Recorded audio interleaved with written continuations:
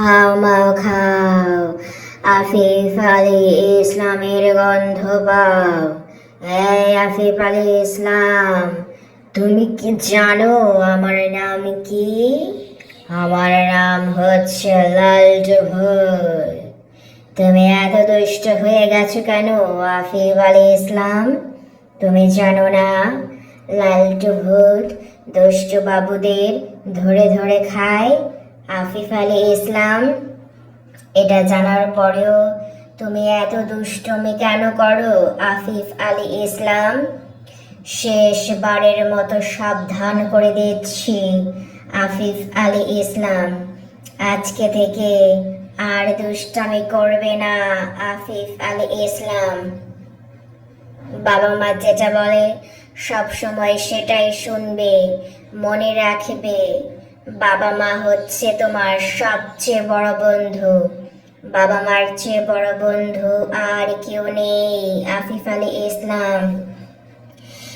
তাই বাবা মাকে কখনো অমান্য করবে না, আর বেশি বেশি করে পড়াশোনা করবে, জ্ঞান অর্জন করবে, অনেক কিছু শিখে ফেলবে তুমি আফিফ আলী ইসলাম। মানুষের উপকার করতে পারবে তখনই যখন তুমি অনেক কিছু শিখতে পারবে, জানতে পারবে আফিফ আলী ইসলাম। আর সেই জন্য তোমাকে অনেক পড়াশোনা করতে হবে আফিফ আলী ইসলাম। পড়াশোনা করার জন্য তোমাকে কোথায় যেতে হবে বলো তো?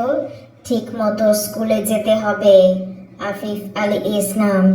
ঠিক মতো স্কুলে গেলে তখনই তুমি ঠিক মতো পড়াশোনা করতে পারবে।